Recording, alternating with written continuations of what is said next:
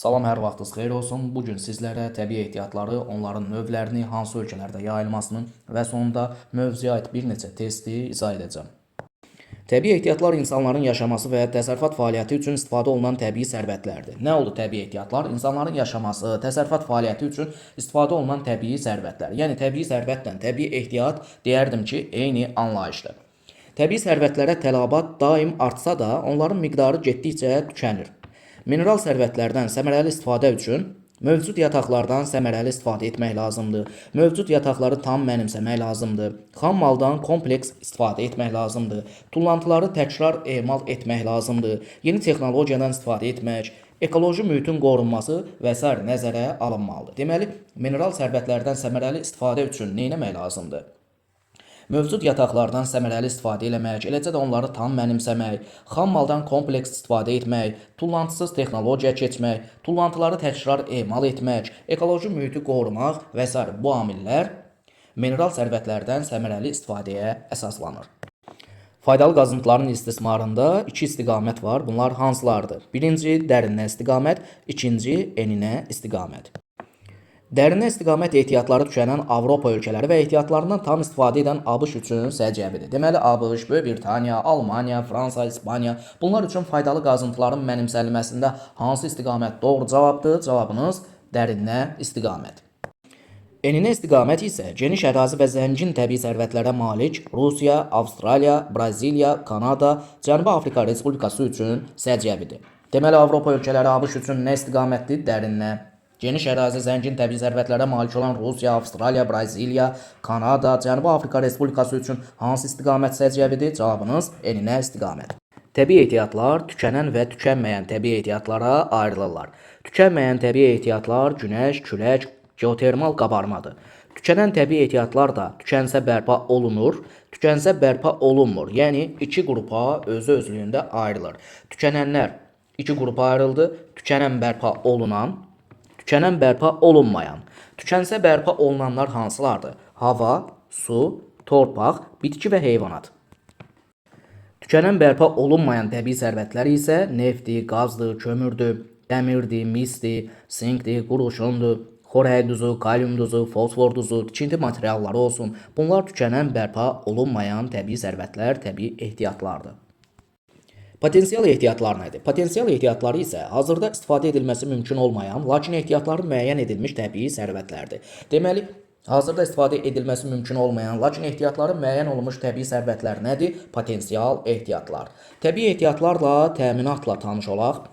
Təbii ehtiyatlarla təminat nədir? Təbii ehtiyatlarla təminat onların neçə ilə çatması və əhalinin bir nəfərinə düşən miqdarı ilə ölçülür. Bunun üçün ümumi ehtiyatı illik hasilata və ya ölkə əhalisinin sayına bölmək lazımdır. Deməli, təbii ehtiyatlarla təminatı tap deyirsə, ya bir nəfərə düşən miqdarı müəyyənləşdir deyir, ya da deyir ki, təbii ehtiyatın neçə ilə çatacaq onu hesabla. Məsələyə baxaq. Məsələ belədir ki, A ölkəsində kömür ehtiyatı 26 milyard ton olarsa, illik hasilat, yəni bir ildə istifadə olunan miqdar 200 milyon ton olarsa, əhali sayda 13 milyon nəfərdir. Kömürün neçə ilə çatacağını və əhalinin hər nəfərinə düşən miqdarı müəyyən edin. Kömürün neçə ilə çatmasını tapmaq üçün ümumi miqdarı bir illik hasilata, yəni 200 milyon tona bölmək lazımdır.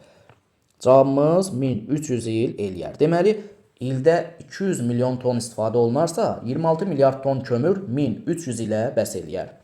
Hər nəfərə düşən miqdarı da tapmaq üçün ümumi miqdarı yenə də əhali sayı arasında bölmək lazımdır. Yəni 26 milyardı bölürük 13 milyona, o da 2000 ton eləyər. Deməli, bir nəfərə düşən miqdar 2000 ton eləyər.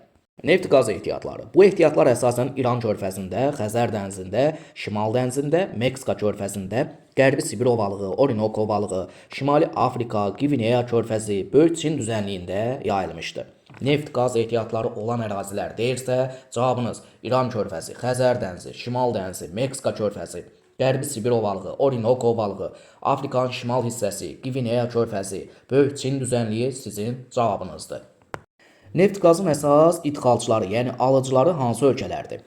ABŞ, Qərbi Avropa ölkələri, Yaponiya. Yəni Yaponiya, ABŞ, Qərbi Avropa ölkələrindən Böyük Britaniya olsun, Niderland olsun, Belçika olsun, Fransa, Almaniya bunlar nefti, qazı alır yoxsa satır? Cavabınız alır. Yəni idxalçı ölkələrdir. Bəs hansı ölkələr neft qazın ixracatçılarıdır? Yəni neft qaz satırlar. Bunlar ərəb ölkələri Rusiya, Nigeriya, Liviya, Venezuela, Meksika, İndoneziya, eləcə də ölkəmiz daxildir.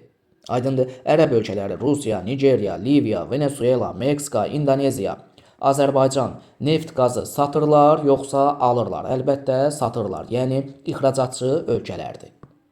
Qərbi Avropa ölkələrindən qaz hasilatına görə Niderland, neft və qaz hasilatına görə, yəni hər iki hasilata görə isə Böyük Britaniya, Norveç fərqlənir. Əlbəttə bunlar Şimal dənizinə yaxınlıqla əlaqədardır, çünki Şimal dənizində biz yuxarıda neft-qaz ehtiyatları olduğunu qeyd etdik. Gördüyünüz diaqramlarda neft və qaz hasilatına görə fərqlənən ölkələr göstərilibdir. Təbii ki, orada olan məlumatlar, diaqramlarda verilən məlumatlar bir neçə il öncəyə aiddir. Yenə də təhlil eləməklə hansı ölkələrdə neft olduğunu, qaz olduğunu, hasilata görə hansı ölkələrin lider olduğunu müəyyənləşdirə bilərik. Neft hasilatına görə Səudiyyə Ərəbistan, İraq, Küveyt, Birləşmiş Ərəb Əmirliyi, İran, Venezuela, Rusiya, Meksika, Liviya, ABŞ fərqlənir. Bu ölkələrdən də ən çox neft hasilatı olan açıq-aşkar Səudiyyə Ərəbistan, İraq, Küveyt, Birləşmiş Ərəb Əmirliyini qeyd eləyə bilərik. Sonra qaz hasilatına görə Rusiya liderdir. Sonra Qətər, İran, Səudiyyə Ərəbistan, Birləşmiş Ərəb Əmirliyi, ABŞ, Əlcəzair, Venezuela, İraq, Türkmənistan bu ölkələr də qaz hasilatına görə fərqlənirlər. Təbii ki, bu ölkələrdən, məsələn, ABŞ-da fikir versəniz həm neft, həm də qaz hasilatı var. Amma yenə də ABŞ ixracatçı ölkə yox, idxalçı ölkədir. Bu da təbii ki, həmən ölkənin öz təbii ehtiyatlarından qənaətlə istifadə etməsi və ya yerli tələbatı ödəməməsi və s. səbəblərdən ola bilər. Gördüyünüz bu cədvəldə isə bəzi ölkələr, onlarda olan kömür yataqları verilmişdir. Bir-bir aydınlaşdıraq. Almaniyada Ruhr Sar hövzələridir. Xüsusilə Almaniya qonur kömür ehtiyatına görə fərqlənir. Rusiyada Kuzbas, Tungus, Pechora, Lena, Kans-Açinsk bunlar Rusiyada olan kömür yataqlarıdır.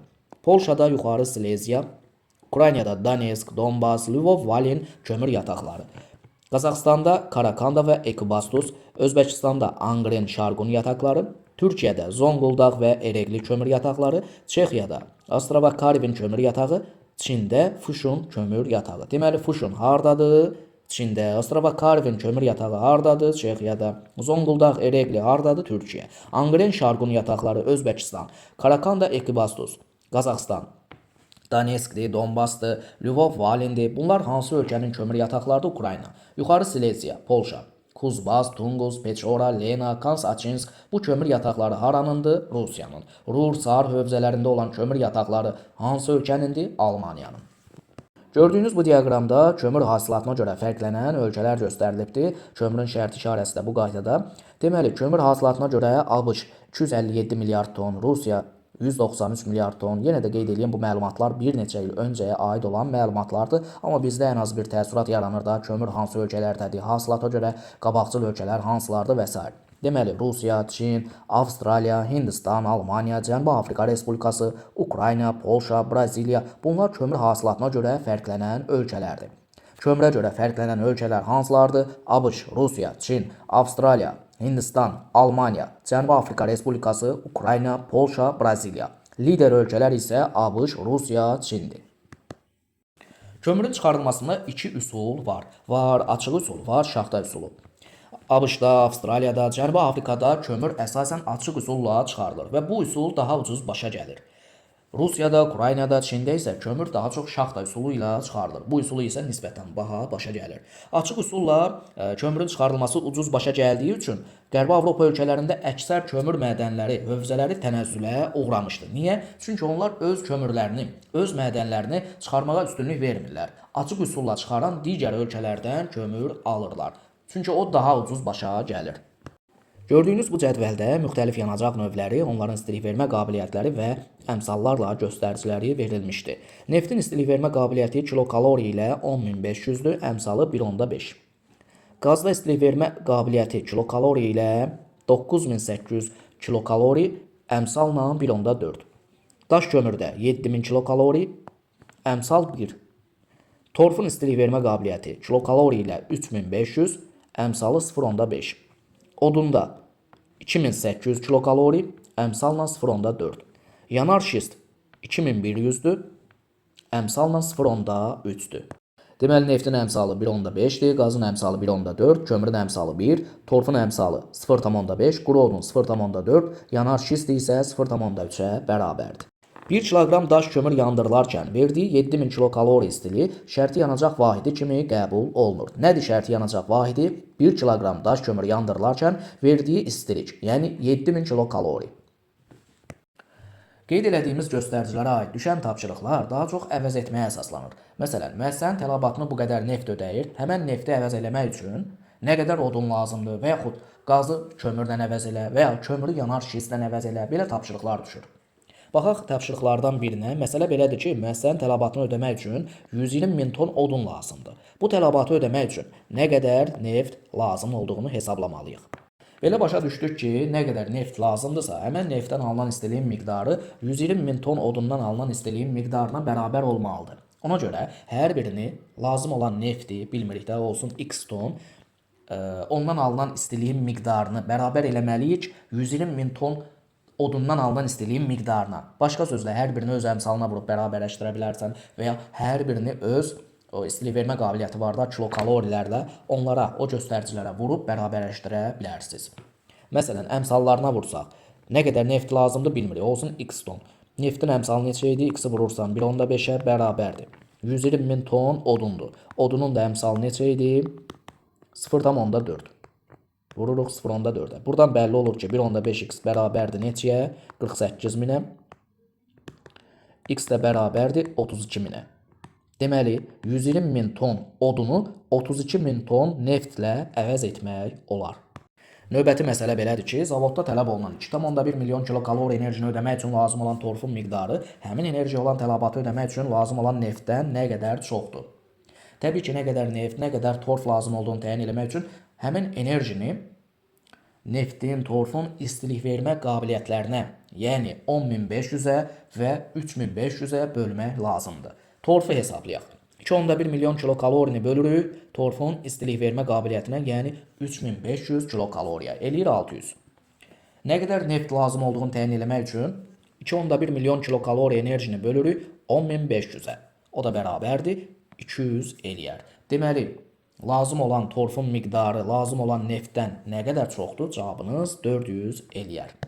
Dəmir filizi ilə davam eləyək. Dəmir filizinin işarəsini də görürsünüz. Bu şərti işarəni gördünüzsə söhbət dəmir filizindən gedir. Dəmir filiz hasilatına görə Çin birinci yerdədir hətta.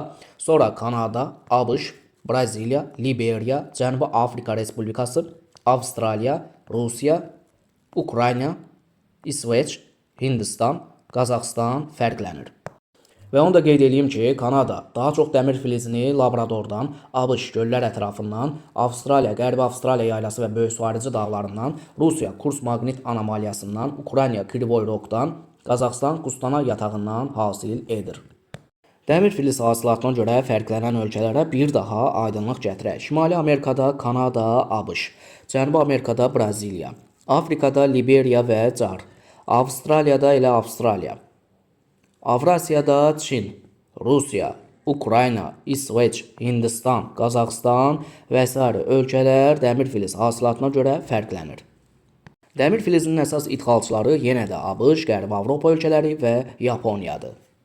Son illərdə Braziliya, Car, Avstraliya, Liberiyanın zəngin filizindən, yəni tərkibində metal 30%-dən çoxdur bu filizlərin.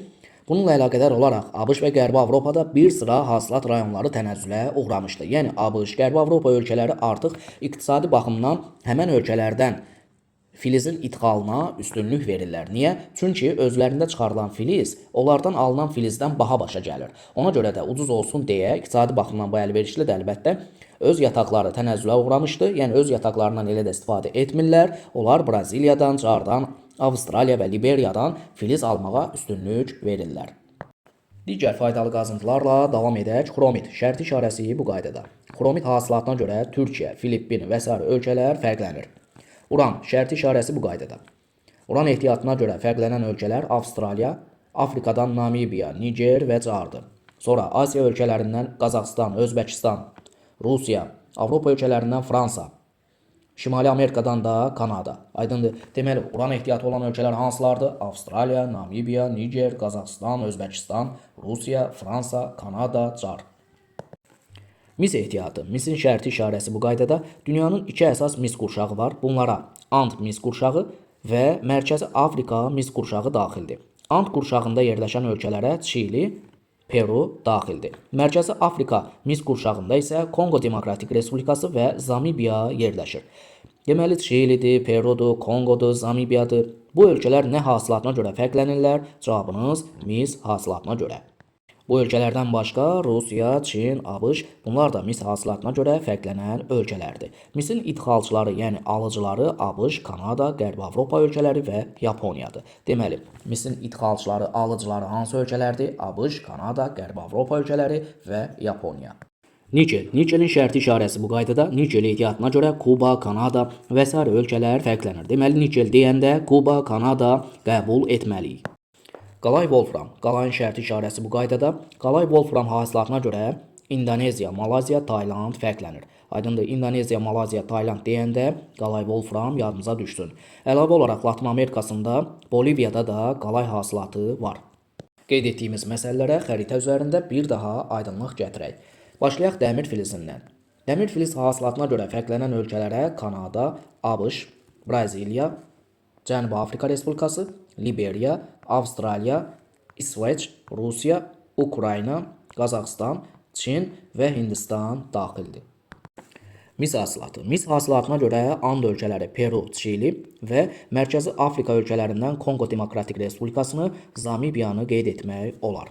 Qalay Wolfram, Cənub-Şərqi Asiya ölkələri, İndoneziya, Malayziya, Tayland. Əlavə olaraq qalay hasilatına görə həm də Latın Amerika ölkələrindən Boliviyanı da qeyd etmək olar. Xrom ehtiyatı, xromit. Xromit hasilatına, xromit ehtiyatlarına görə Türkiyə və Filippini göstərdik. Deməli, Türkiyə, Filippin nə oldu? Xromit. İndoneziya, Malayziya, Tayland, qalay Wolfram.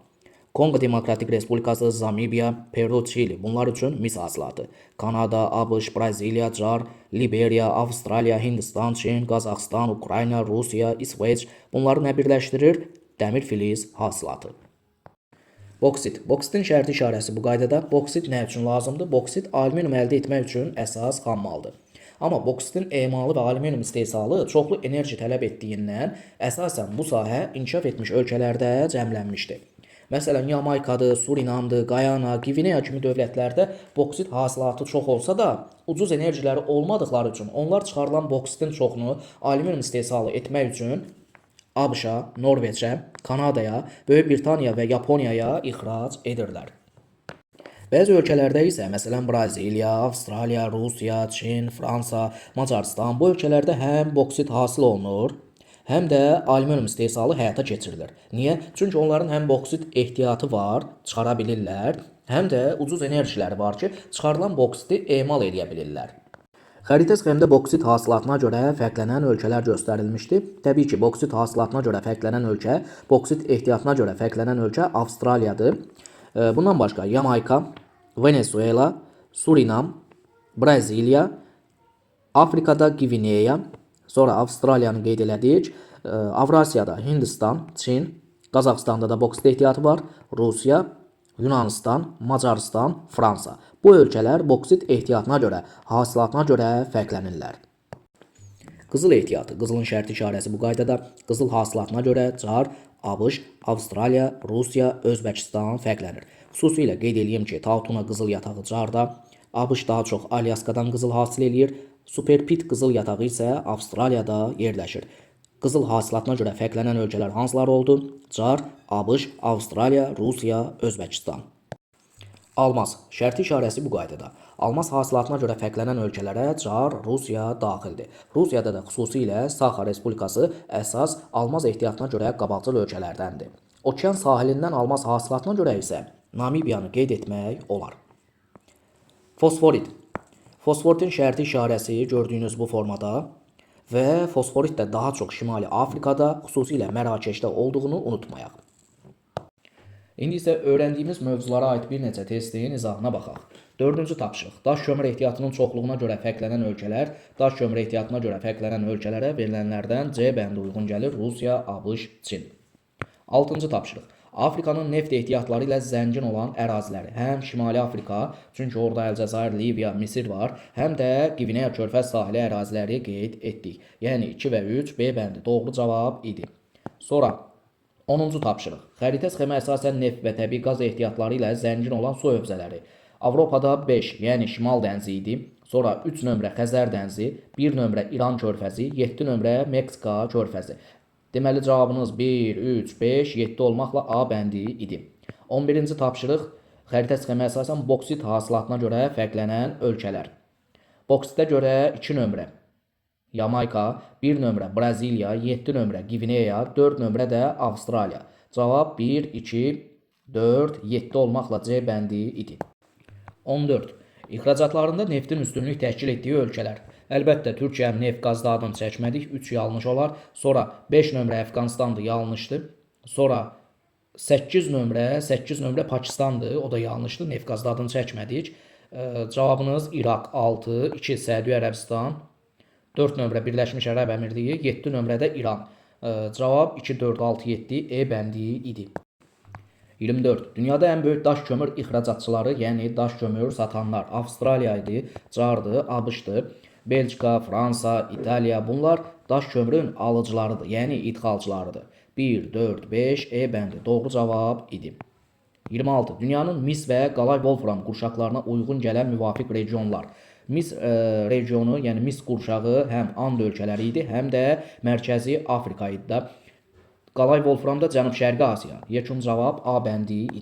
29. Metallurgiya kombinatları əsasən yerli və idxal daş kömür və dəmir filizləri ilə işləyən ölkələr. Yerli xam malı olanlar verilənlərdən İsveçdə yoxdur, Böyük Britaniyada əsasən alır, yəni idxal hesabına olar. A bəndi yanlış. Yerli xam malı olan Qazaxıstan, Hindistan, Yaponiya verib. Xeyr, Hindistan, Qazaxıstanın var. Amma Yaponiya yanlışdır, çünki Yaponiya təbii ehtiyatların çox hissəsini almaqla öz tələbatını ödəyir. Yəni yerli xam malı çatışmır. Sonra C bəndində Rusiya, Fransa, Kanada veribdir. Burada Fransa yanlışdır, çünki idxal hesabına ödəyir. Rusiya, Kanada uyğun gəlir, çünki zəngin təbii ehtiyatları var. D bəndində yerli təbii ehtiyatları olanlara Ukrayna, Çin verib. Bəli, var. Amma Rumıniya burada yanlış idi. E bəndində yerli təbii ehtiyatı Çin, Rusiya, CAR. Bəli, təbii ehtiyatlarla zəngindir, yerli xam mal hesabına ödəyərlər. Danimarka, İtaliya, Yaponiya, onların da yerli xam malı yoxdur. Onlar isə idxal, yəni almaqla ödəyərlər. Uyğunluğu müəyyən edin. Tükənməyənlər günəşdir, küləkdir. Tükənən bərpa olunan torpaq su olar. Tükənən bərpa olunmayanlar dəmir filizi və qalay idi. 37. Şərti işarədən bəllidir ki, təbii qaz, mis və dəmir filizi ardıcıllığı gözlənilməlidir. Bu da D bəndinə uyğun gəlir. Ölkələr isə Əlcəzairdə təbii qaz, Peruda mis, Braziliyada da dəmir filizi. Elə doğru cavab D idi. 56. Eylerben diaqramına əsasən uyğunluğu müəyyən edin. Dəmir və neft. Böyük yataqları əsasən Kaynozoy erasında yaranmışdır. Əlbəttə neftin bir uyğundur bura. Çünki dəmirin böyük ehtiyatları əsasən ən qədimdə yaranıb da, deməli bu da arxeik protezoya uyğun gəlir. Metallurgiya sənayesi üçün xam mal olan əlbəttə dəmir olar. Tükənən bərpa olunmayandır hər ikisi. Yüksək istilik vermə qabiliyyətinə, bəli, ən çox istilik vermə qabiliyyəti 10.500 kilokalori olan neft idi. Təkrar emal zamanı çəkisi azalır. Bu da əlbəttə dəmir filizinə aid olan bir fikirdir. Yekun cavab 1-ə 2, 5, 2-yə 1, 4, 3-ə də 3. B bəndi. 63. Avropada təbii qaz hasil edən əsas ölkələr Şimal dəniz sahillərindədir, daha çox neft qaz hasilatı. Xüsusilə qeyd elədik ki, qaza görə Niderland idi, neft və qaza görə Norveç və Böyük Britaniya idi. Belə götürəndə qaz hər üçündə var. C bəndi Norveç, Niderland, Böyük Britaniya. Dəmir filiz ehtiyatı və hasilatına görə fərqlənən ölkələr yenə də Rusiya, Çin, Braziliya, Avstraliya olar. Boksit hasilatı və ixracı ilə seçilən ölkələr, boksit deyəndə Surinam, Gayana, Yamayka, bəli, B bəndi doğru cavab idi. 70. Skandinaviya yarımadası, Ərəbistan, Apalaç dağları, Malakka yarımadası. Skandinaviya yarımadası üçün İsveç, deməli, dəmir filizini qeyd edə bilərik də, 1-ə uyğundur 2. Ərəbistan üçün əlbəttə neft, qaz, 3. Apalaç dağları, daş kömür, 1. Malakka yarımadası Cənub-Şərqi Asiya, o da qalay Wolfram, yəni 4. 89. Cədvələ əsasən düzgün sıraları müəyyən edin. Mineral xam mal idxalçı ölkələr, ixracatçı ölkələr. Dəmir filizini idxal eləyər Almaniya, İtaliya, düzdür. İxracatçı ölkələr siyasında isə Bolqarıstan, Belçika veribdir. Xeyr, həmən ölkələr özləri də dəmir filizini idxal edirlər. Bir yanlış. Daş kömürü idxal edən ölkələr Braziliya, Yaponiya verib, bəli, ala bilərlər. Satıcı ölkələrə Avstraliya car, əlbəttə 2 doğrudur. Neftin idxalçıları İran, Rumıniya verib, xeyr, İran özü neftin ixracatçısıdır. Yəni almır da satır, bu yanlışdır. Təbii qaz Türkiyə, İtaliya idxalçı ölkələr, bəli, ikisi də alır. Rusiya, Əlcəzair də satır, ixracatçıdır. 4 də doğrudur. Boksitə görə Norveç, Kanada alır, bəli, doğrudur. Avstraliya, Gvineya, əlbəttə bunlar da ixracatçı, yəni satıcı ölkələrdir. 5 də doğru. 2, 4, 5. 92-ci tapşırıq. Xəritə sxemdə fosforit, boksit, daş kömürü ehtiyatlarının daha zəngin olduğu müvafiq ölkələr. Fosforitə görə Mərakeş, yəni 4. Boksitə görə Gvineya, yəni 3. Daş kömür də Cənubi Afrika Respublikasında, yəni 6-da. Yekun cavab 4, 3, 6 ardıcılığı ilə D bəndi. 2 nömrə Liviyadır. Orada təbii ki, neft qaz hasilatıdır. 1 nömrə Kongo Demokratik Respublikasıdır. Orada da mis hasilatını qeyd elədik. 5 nömrə də Efiopiyadır. Orada da verilən bu faydalı qazıntılardan və digər faydalı qazıntılardan hər hansı birini qeyd etməmişik. Ona görə cavab ola bilməz.